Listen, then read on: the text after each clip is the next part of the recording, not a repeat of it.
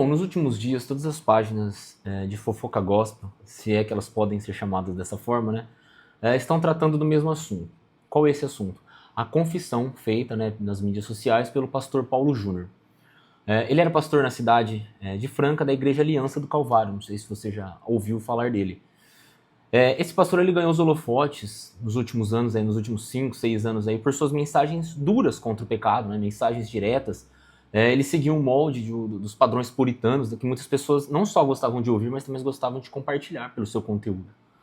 Ele também era responsável por aquele congresso que tinha todos os anos lá, em defesa do evangelho, e que reunia milhares, centenas de milhares de pessoas, com pregadores renomados, né, como Paul Washer, Augusto Nicodemos, né, Marcos Granconato, entre outros, para falarem de Jesus, né, enfim. O pastor, na última semana, então, ele veio a público, e aqui eu quero colocar para vocês um trecho da confissão dele, do que ele falou, para vocês conseguirem entender, né, o que a gente vai ser falado. O trecho é bem pequeno, mas é o suficiente para que vocês tenham noção do que foi essa confissão, né? Você sabe que 1 Timóteo capítulo 3 trata das qualificações do pastor. Um homem, se quiser ser pastor, precisa ter aquelas qualificações. Nesse sentido, eu quero dizer a vocês que eu pequei, ferindo princípios que ali estão colocados. Por exemplo, Paulo fala que o bispo, pastor, precisa ser um homem temperante, precisa cuidar bem da sua família, precisa ser cordato, precisa ser hospitaleiro, precisa ser dado ao estudo da palavra, e assim por diante. Não ser violento.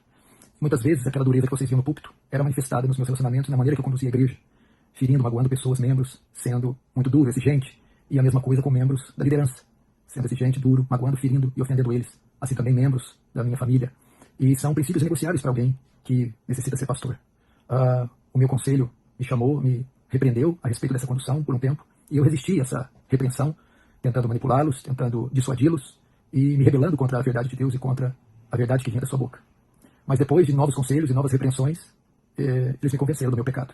Meus olhos se abriram e eu vi que estava conduzindo a igreja de forma equivocada. Ao que parece, ele errou por ser duro demais. Falhou em manipular o seu conselho várias vezes e deixou de cumprir alguns requisitos que Paulo insistentemente orientou a Timóteo para que seja seguido. Então, dessa forma, ele confessou que ele deixou de ser um exemplo como pastor. Só que o problema não para por aí. Desde a sua confissão, desde esse momento, né, desde esse vídeo, surgiram dezenas de pastores em sua defesa, argumentando sobre uma suposta doença, a síndrome de burnout, enquanto outras dezenas de pessoas, páginas grandes no YouTube, no Instagram, que não se contentaram em orar pelo irmão, pela igreja que ficou, pelos membros que sofreram nas mãos do pastor, porque isso aconteceu, isso ele confessou. Mas essas pessoas agora, essas páginas, né, se colocam como Dom Quixotes da igreja moderna.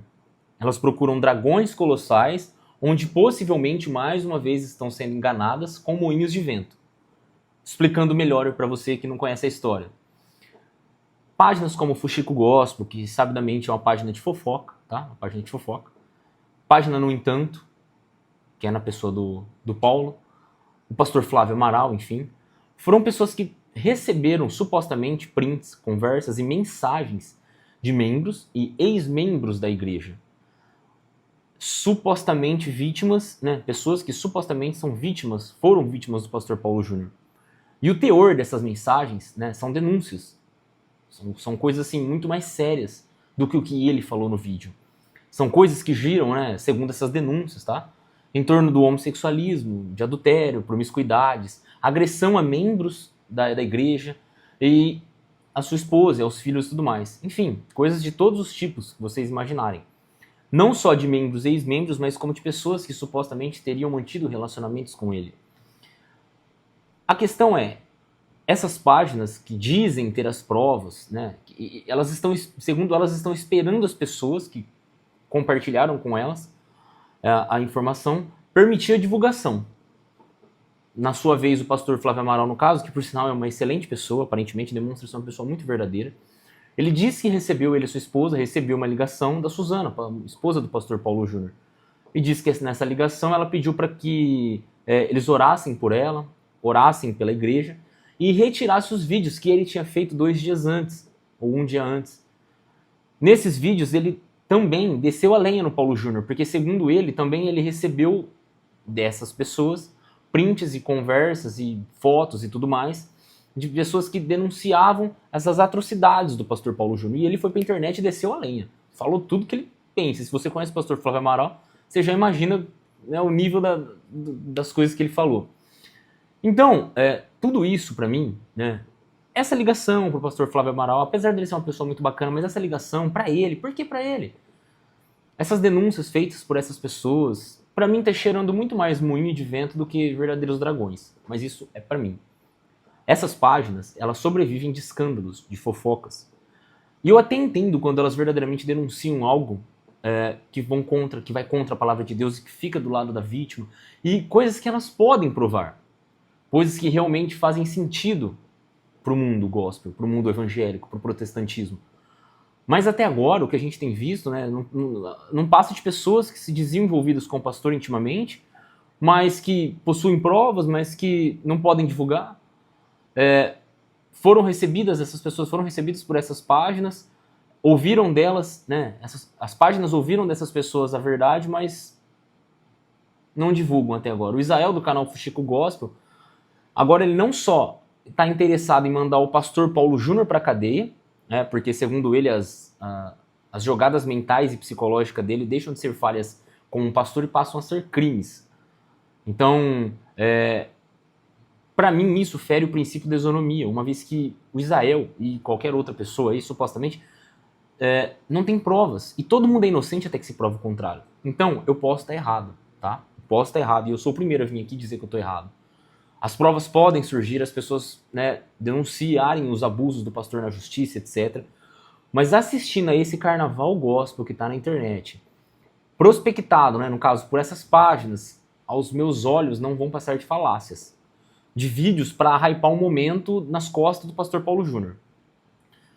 Até porque, na minha opinião, na minha humilde opinião, no mesmo versículo que diz, né, que os efeminados, que os adúlteros, né, não herdarão o reino dos céus, ele diz que os maldizentes também não herdarão. Então, se o pastor adulterou ou não, se ele é gay ou não, se ele cometeu abusos ou não, quem deve tomar partido são os membros afetados. São essas pessoas que tiveram caso com ele. É a família dele, é a igreja dele, é o conselho dele. Ninguém mais, nenhuma página de fofoca ou nenhuma outra suposta pessoa aí que apareça que não tem nada a ver com o assunto. Eu nunca vi particularmente um fofoqueiro vir a público pedir perdão pela sua fofoca. Um mentiroso pela sua calúnia, nem um maldizente por sua astúcia enganosa,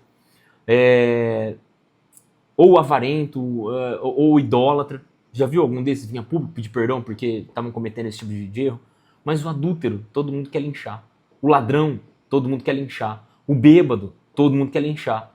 E o Fuxico Gospel, ele sabidamente é uma página de esquerda. E agora ele quer trazer os princípios de esquerda para dentro da página dele na hora de julgar as pessoas. Ele quer que o conselho da igreja agora, da Igreja Aliança do Calvário, seja punido porque persuadiu pessoas através do conselho e foi persuadido pelo Paulo Júnior.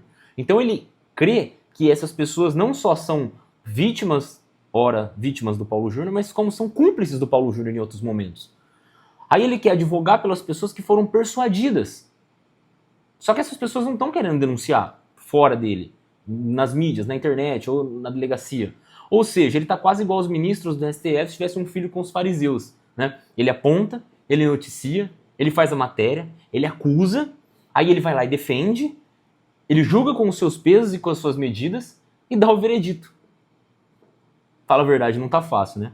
Mas que Deus nos abençoe, que Deus nos livre dos cães, dos idólatras, dos feiticeiros, que Ele tenha misericórdia dos pecados do pastor Paulo Júnior, que ele se levante, que Deus o levante, que Deus o coloque de pé novamente, que Deus tenha piedade e perdoe os pecados dos donos dessa página, que levantam tantas falácias muitas vezes, que Deus tenha piedade dos seus pecados, misericórdia dos seus pecados, e que Deus tenha misericórdia principalmente dos meus pecados, porque todos somos caídos, estamos destituídos da graça de Deus.